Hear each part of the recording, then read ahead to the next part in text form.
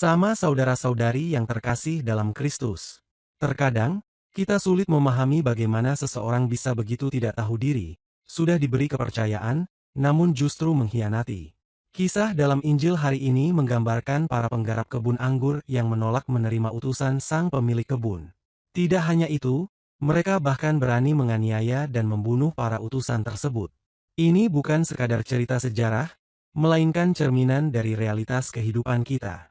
Kita sering berpikir bahwa kita tidak seperti para penggarap itu. Namun, tanpa sadar, kita pun terkadang menutup hati terhadap kehadiran Tuhan dalam hidup kita. Kita menikmati berkat-berkat-Nya, tetapi enggan mengakui bahwa semuanya berasal dari-Nya. Kita ingin meraih kesuksesan sendiri, tanpa menyadari bahwa setiap langkah kita sesungguhnya dituntun oleh kasih dan penyertaan-Nya.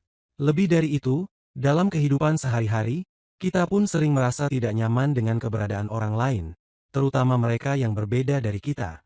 Perbedaan status sosial, ekonomi, bahkan keyakinan, bisa membuat kita menjauh atau menolak keberadaan orang lain. Rasa takut, persaingan, atau bahkan prasangka seringkali menghalangi kita untuk melihat sesama sebagai saudara. Saat kita bersatu dalam kelompok yang berpikiran sama, kita merasa lebih berani untuk menolak dan menutup diri dari mereka yang berbeda. Tetapi, iman sejati tidak hanya terlihat dalam ritual atau ibadah semata. Iman yang sejati adalah keberanian untuk menerima sesama, seperti halnya kita menerima Allah dalam hidup kita. Bagaimana mungkin kita mengaku mencintai Tuhan, tetapi membenci atau mengabaikan sesama? Menerima Allah berarti juga berani menerima orang lain, dengan segala perbedaan dan keunikan mereka. Pesan Injil hari ini menegaskan bahwa kerajaan Allah hadir di tengah kita, bukan dalam bentuk yang spektakuler, tetapi dalam perjuangan keadilan, perdamaian, dan kesejahteraan. Jika kita benar-benar menerima kehadirannya, kita harus berani memperjuangkan nilai-nilai ini. Itu bukan tugas yang hanya untuk para pemimpin agama atau tokoh besar, tetapi bagi setiap kita, dalam lingkup kehidupan yang paling kecil sekalipun. Keluarga adalah tempat pertama untuk menanamkan nilai-nilai iman. Ketika kita mengajarkan anak-anak untuk bersikap adil, jujur, dan bekerja keras, kita sedang membangun kerajaan Allah.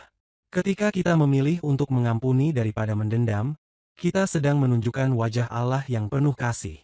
Hari ini, mari kita bertanya pada diri sendiri, apakah kita sungguh menerima Allah dalam hidup kita?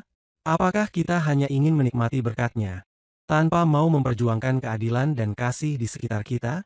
Jangan sampai kita menjadi seperti para penggarap kebun anggur yang menolak sang empunya kebun. Sebaliknya, jadilah pribadi yang berani membuka hati, menerima Tuhan, dan mewujudkan kasih-Nya dalam kehidupan nyata.